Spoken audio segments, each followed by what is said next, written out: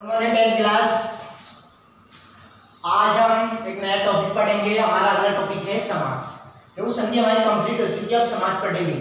तो समास हमारे पाठ्यक्रम में समास 3 नंबर का है। कितने अंक का है? 3 नंबर का। संधि हमारे 4 अंक की थी और समास 3 अंक का है। तो देखो समास क्या है, समास की परिभाषा। समास किसे कहते हैं? तो संस्कृत में समास की परिभाषा आचार्य पाणिनि ने बतलाई है कि समसनम समास है। समसनम समास है यानी समसनम समास है। समास कहलाता है समसनम, यानी छोटा रूप बनाना, एक संक्षिप्त रूप बनाना, पदों को मिलाकर के पद बनाना क्या कहलाता है? समसनम समास है। यानी पदों को छोटा रूप बनाना, मिलाकर के पदों को छोटा रूप बनाना ही वो क्या कहलाता है? समास। अर्थात संक्षिप्तीकरणम की संक्षिप्तीकरण करना है क्या कहलाता है? समास कहलाता है। तो ये हमारी संस्कृत की परिभाषा हुई समसनम समास है, यानी पदों को मिलाकर के पद बनाना ही क्या कहलाएगा? समास। अर्थात संक्षिप्तीकरणम की संक्षिप्त करना, छोटा बनाना, पदों को मिलाकर के उनका क्या है?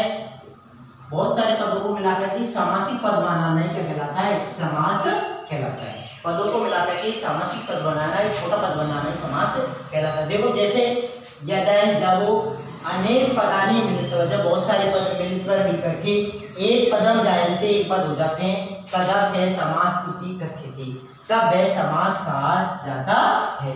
कि जब बहुत सारे पद मिलकर के एक पद हो जाते हैं, बहुत सारे पदों को मिलाकर के एक पद बना दिया जाता है, और बहुत सारे यानी दो या दो से अधिक, यानी 2, 3, 4, 5 है ना ऐसे।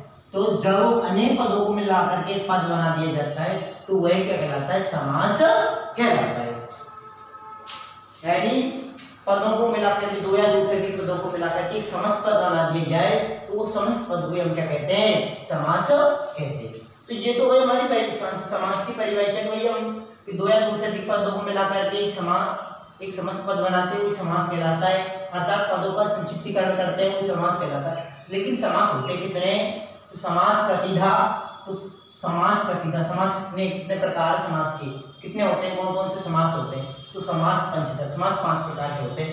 कौन कौन से हैं? केवल समास, अव्ययभाव समास, तत्पुरुष समास, द्वंद्व समास और बहुव्रीहि समास। अब ये 5 समास के भेद होते हैं। आप सोचोगे सर हमने तो 6 पढ़े, तो देखो आपने 6 कौन से पढ़े इनकी बात करते हैं। तो देखो केवल समास क्या है? ज्यादातर हमारे पाठ्यक्रमों में केवल बड़ी कक्षाओं में होता है केवल समास। केवल समास हमारी जो छोटी कक्षाएं में नहीं होता, क्योंकि इसके गिने चुने 3-4 उदाहरण हैं, इसलिए इसको क्या पाठ्यक्रम में जोड़ा नहीं जाता। जबकि समास के 5 भेद होते हैं। केवल समास, अव्ययभाव, तत्पुरुष, द्वंद्व और बहुव्रीहि। आप सोचोगे सर ये कर्मधारय और द्विगु भी तो है। देखो कर्मधारय समास और द्विगु समास क्या है कि तत्पुरुष समास का एक भेद होता है कर्मधारय समास। क्या होता है? कर्मधारय समास। तत्पुरुष का एक भेद होता है कर्मधारय समास, और कर्मधारय समास का एक भेद होता है द्विगु समास। तो ऐसे करके 5 तो ये और 5 और 2 7 हो गए। अब ये सोचो हमने तो 6 पर पढ़े हैं, 6 भेदों की बात की, अभी 7 हो रहे। तो देखो ये जब इसके केवल समास के केवल 3-4 उदाहरण होते हैं तो इसको हम समाहित पाठ्यक्रमों में समाहित नहीं किया जाता। और जब पाठ्यक्रम में होगा नहीं तो हम पढ़ेंगे कैसे? तो इसको हम पढ़ते नहीं है। तो हम पढ़ते हैं अव्ययभाव, यहाँ से तत्पुरुष, कर्मधारय, द्विगु, द्वंद्व, बहुव्रीहि। अभी 6 भेद पढ़ते हैं। कितने भेद? 6 भेद। तो हमारे माइंड में होता है कि 6 भेद पढ़ते हैं तो समास के भी 6 भेद होते हैं, जबकि ऐसा नहीं है। समास के 5 भेद होते हैं। तत्पुरुष का भेद होता है कर्मधारय, और कर्मधारय का भेद होता है द्विगु।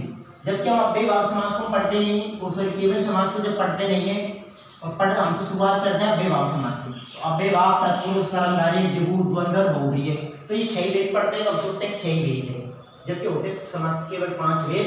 तत्पुरुष का भेद होता है कर्मधारय, और कर्मधारय का भेद होता है द्विगु समास। अब ये तो गई समास की परिभाषा, समास के भेदों की बात। अब देखो हमारे पाठ्यक्रम में कौन कौन से कक्षा 10 में, तो हमारे पाठ्यक्रम में एक तो अव्ययभाव समास है, अव्ययभाव समास ये। दूसरा हमारा कर्मधारय समास, और तीसरा है हमारा द्वंद्व समास।